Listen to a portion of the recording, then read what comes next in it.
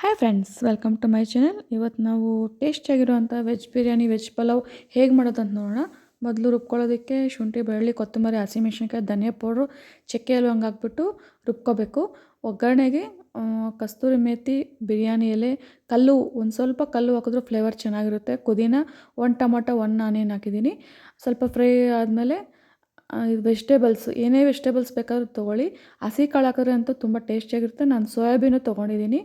Soya bean, carrot, cauliflower, beans, ನೌಕೋಲು, ತೊಗರಿಕಾಳು ಹಾಕ್ಬಿಟ್ಟು ಚೆನ್ನಾಗಿ ಸಣ್ಣಗೆ ಕಟ್ ಮಾಡ್ಕೊಂಡು ವಾಶ್ ಮಾಡ್ಕೊಂಡಾಗೆ ಚೆನ್ನಾಗಿ ಫ್ರೈ ಮಾಡಿದ್ದೀನಿ.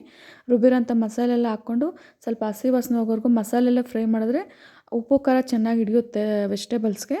ನಾನು ತೆಂಗಿನಕಾಯಿ ಹಾಲು ತೊಗೊಂಡಿದ್ದೀನಿ. 1 ಲೋಟ ಅಕ್ಕಿಗೆ 2 ಲೋಟ ತೆಂಗಿನಕಾಯಿ ಹಾಲು ಹಾಕಿದ್ದೀನಿ. ಹಾಕ್ಬಿಟ್ಟು ಸ್ವಲ್ಪ ಒಂದು ಕುದಿ ಬಂದಮೇಲೆ ಅರ್ಧ ನಿಂಬೆಹಣ್ಣು ಹಾಕ್ಬಿಟ್ಟು ರೈಸ್ ಹಾಕ್ಬಿಟ್ಟು 2 ವಿಷಿಲ್ ಕೂಗಿಸ್ಬಿಡಿ. ಮೊಸರು ಬಜ್ಜಿ ಜೊತೆ ತುಂಬ ಚೆನ್ನಾಗಿರುತ್ತೆ. Thank you for